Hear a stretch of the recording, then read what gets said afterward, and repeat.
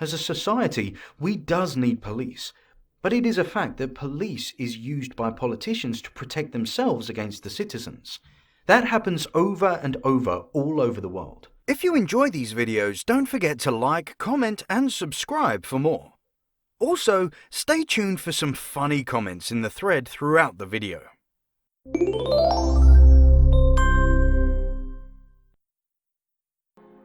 Police officers of Reddit. What are you thinking when you see cases like George Floyd? I'm a police officer in a medium-sized suburban town in Texas. I have been in law enforcement for 14 years. I love my job. I love how I get to help people. And I love how I get to cause positive changes in people's lives. I love how 99.9% of the time, my badge is shiny. Today, my badge is not shiny. I am tired of hearing the excuses given by other people for a police officer's misconduct. I am tired of excuses being made for people who tarnish my badge. I am so tired of hearing how officers have a stressful job and their misconduct was a result of that stress. You know who else is under stress? The people who called us. That person whose loved one just committed suicide. The family who called us because they found grandma dead and now we're asking everyone questions. The 7-Eleven clerk who just had a gun shoved in his face. And even the guy we just put in handcuffs and told him he is losing his freedom. Sorry, but our stress is low compared to these folks. We might have to go into these situations, but we get to leave them and pretend none of that shit ever happened after our shift is over.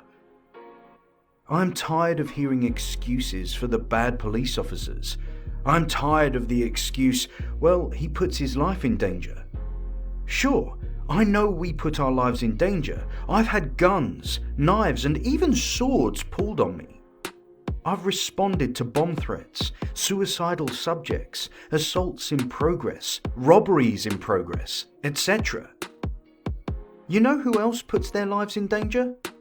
Firefighters, deep-sea fishermen, loggers, people who step foot outside their homes in Chicago. We are trained to deal with danger. We are provided with equipment and training to help us survive those dangers. Do I face an increased risk of not going home? Sure, but that's why I am at an increased level of awareness at work, so I can respond to threats appropriately without panic and over-responding. I am tired of hearing about the thin blue line. I believe in the thin blue line. I believe in looking out for my fellow officers. I don't believe in hiding the misconduct or unlawfulness of other officers, and I've always spoken up. What many forget, standing behind the thin blue line doesn't mean concealing the misconduct of other officers. It means confronting those officers so they don't do something to ruin their lives, the lives of others, or violate the law or code of conduct. It means walking up to the officer with his knee on a suspect's neck and saying, "Dude, this is too much. Stop," before the officer commits murder. It means walking up to the officer who has been drinking all night and saying, "Dude, I'll give you a ride home." Instead of hiding misconduct, prevent it. Help your fellow officer not do something to ruin his life or another's life. If you do see misconduct, address it. Take it to the appropriate level. Stop tarnishing my badge. We took an oath to uphold the law, uphold our ethics, and protect our communities. Sometimes that means arresting other police officers or holding them accountable for policy or ethics violations. This officer violated the rights of George Floyd and murdered him through his actions. The officers who were on scene and failed to act are just as responsible. There are multiple videos of this incident, and there is no real question as to what happened. For those folks who wonder what makes it murder or manslaughter, murder is the act of causing death to another human being through an action which a reasonable person would know or intend could result in the death of the victim. Manslaughter is the act of causing death through an act which is reckless in nature.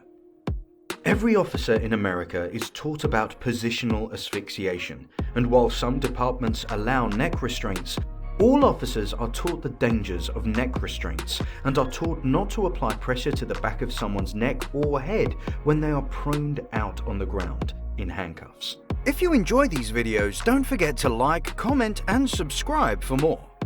Also, stay tuned for some funny comments in the thread throughout the video. Floyd was handcuffed with little resistance, and they were able to walk him across the street to a patrol unit. Floyd can be seen in a surveillance video falling to the ground next to the unit on the sidewalk side of the unit. Cell phone footage then shows the officer on top of Floyd's neck on the opposite side of the unit, the street side.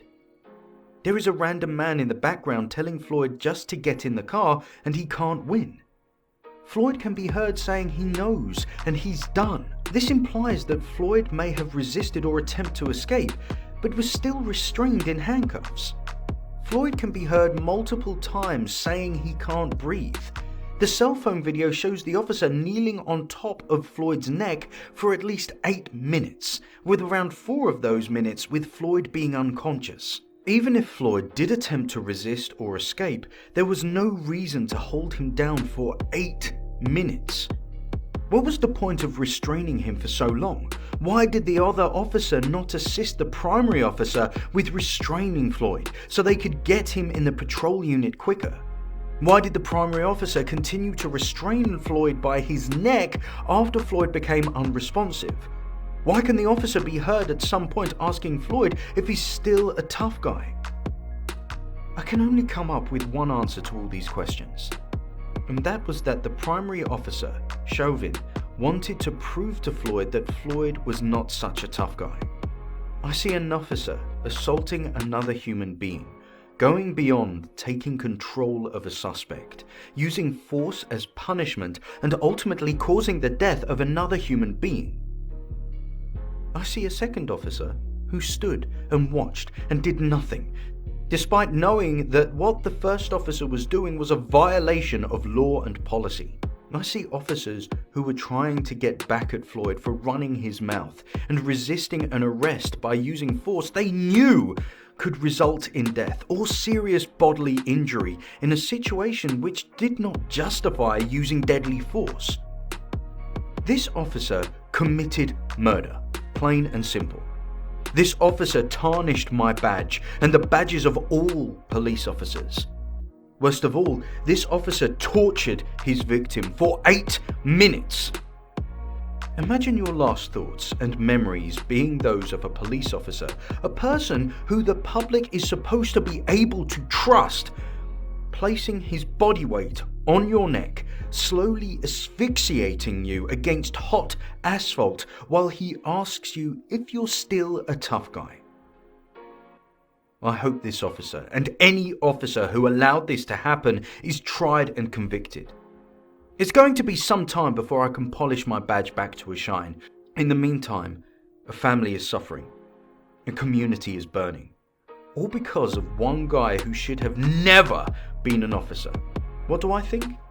I think assholes like this make my job that much harder and damage the trust I work so hard for. I think assholes like this ruin people's lives and ruin families.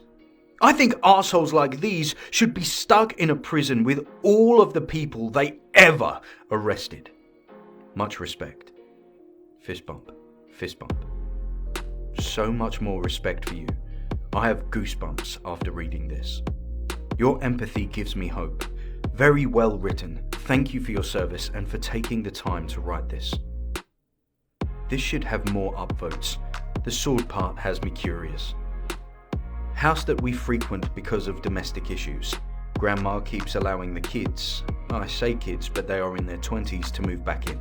The grandkids then take advantage of Grandma and steal her stuff to sell for meth. Grandma refuses to not let them back because she says it is against her Mexican heritage. Well, one day, younger grandson comes back to the house and starts stealing again. Grandma catches him and tells him to leave. He punches her in return. We get called out and I am first on scene. When I arrived, the only information I had was he was refusing to leave. I did not know about the physical violence yet. I also missed the part where dispatch let us know he had a gun, because I was exiting my unit and putting my earpiece in. As I walked up to the home, I knocked and then I could hear him on the other side saying, "I'm not going back to jail, they're going to have to kill me." This is generally a clue that someone is psyching themselves up to fight. I backed off to give myself some room in case I needed to get cover. Dispatch re-advised he possibly has a gun, and I looked around for more substantial cover, but I was stuck in the relative open. He answers the door and is obviously strung out on meth with brass knuckles in hand. He recognizes me, and I ask him to please put the knuckles down, and he does. I then noticed there was a hammer, an axe, and the knuckles all easily within arm's reach. I have no clear view of what is behind him, and I can see a bulge in his waistband. I do my best to keep him calm and tell him that I was just there to talk, and obviously if I had immediate plans to take him to jail, he would be in cuffs. He is calming down and still refusing to step outside.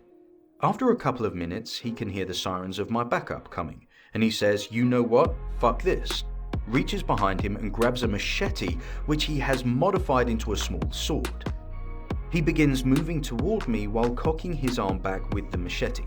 I pulled my gun and pointed it at his face and moved forward to make my intentions clear. He ends up dropping the machete and pissing himself.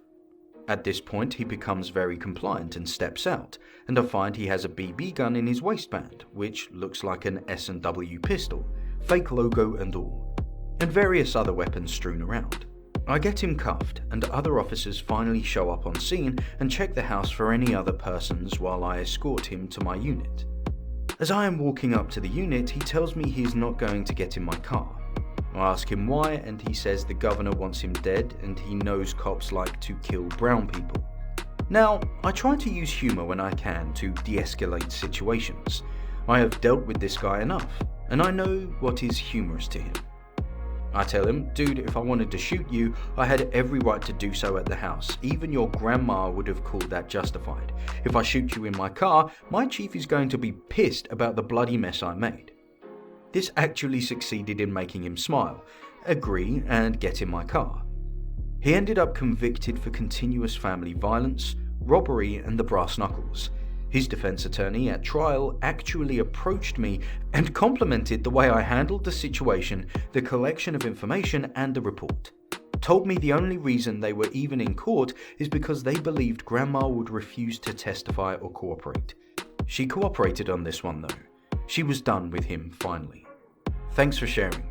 It's a good thing you weren't hurt." "Thanks, I agree. Good thing I wasn't. That was the closest I have ever been to pulling my trigger. I hope to God, Allah, whoever is out there, that I never have to pull the trigger though.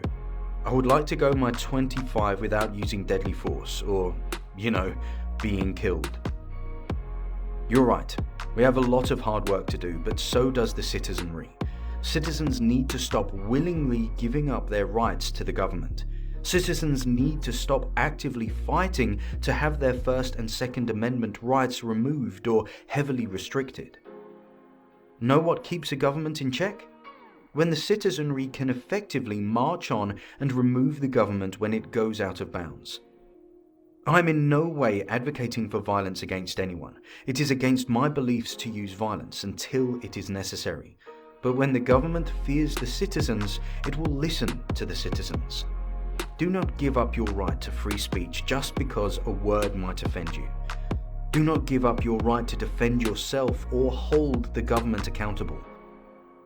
Notice the majority of areas where this occurs is in the more progressive areas. This usually occurs in areas where people give the government more and more power, removing it from themselves. The progressives want to disarm everyone, including minorities, while arming their own bodyguards and the police with even greater firepower. They want to limit your ability to speak and be heard. They want to tell you you have to rely on the government, and they use the police to enforce their will, while getting citizens to vote for them by calling the very police that they control abusive. In more conservative areas, we are not controlled by the government. We see ourselves as controlled by the citizens. A proper police force recognizes it enforces the law by consent of the people. A proper police force operates under the philosophy of Sir Robert Peel and places community ahead of state. Spirit of law over word of law. Funny thing is, while we are called racist and hate-filled by the media and politicians, police departments in Texas are some of the most diverse employers. I'm in a department of only around 150 officers in a conservative state, county and city, but we have officers of every color, sexuality and religious belief. We don't tolerate acts of misconduct because our community and the rights of our citizens come before anything else. What can we, as police officers, do to prevent further acts like this? What can we do to protect our citizens better? This is easy. It really isn't that hard. Start respecting and protecting the rights of our citizens and realize we enforce the law by their consent rather than by consent of the government. Instead of hiding acts of misconduct, prevent them by stepping in before they occur, or speak up when they do. The thin blue line should be about protecting each other by preventing misconduct rather than hiding it. Remember Johnny Cash. What's done in the dark will be brought to the light. All acts of misconduct eventually surface. Save your fellow officer from jail time or termination by stopping him when he begins to violate someone's rights or the law. If he continues anyway, speak up. We took an oath to enforce the laws and protect citizens' rights. There was no exception for police who go rogue. Build trust with the community by interacting and caring for the community. What can citizens do? Hold bad officers accountable by filing complaints and sticking by them. Record interactions with officers. Oh my God, a cop saying to record? Yes, most of us want you to record. Do not file false complaints. This is exceedingly common and causes future real complaints to be taken less seriously. File compliments on the good officers. This allows departments to know what the citizens want in their police department. Interact with officers on a non-enforcement basis. Remember, officers are human too. What can we all do? Stop allowing the government and media to split us all apart. Stop allowing the government to take our rights. Stop spreading hate. Hold people accountable for their actions. Respect each other regardless of race, gender, sexuality, religion, etc. Dude, I respect you, but seriously, when people marches against governments who goes out of bounds, then that out of bounds government sends you with helmets and guns to wipe out people from the street. As a society, we does need police. But it is a fact that police is used by politicians to protect themselves against the citizens. That happens over and over all over the world. Not to point out the obvious, but whether a government is corrupt or not, it is obligated to send out the troops when folks march against it.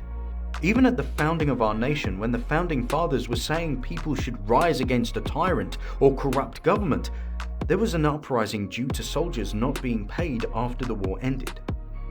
General Washington led a force and put the uprising down. A lot of us, I can't say most because I only know my own part of my state, are what are called oath keepers. I take my oath deadly serious, as do most of the other officers I know. I do not swear to defend the government or politicians. I swore to uphold the law, protect the citizens, and uphold the US and Texas constitutions. The officers up north seem to have forgotten this. God bless Oath Keepers. You are the finest officers and soldiers we have. You are who we wish all officers were.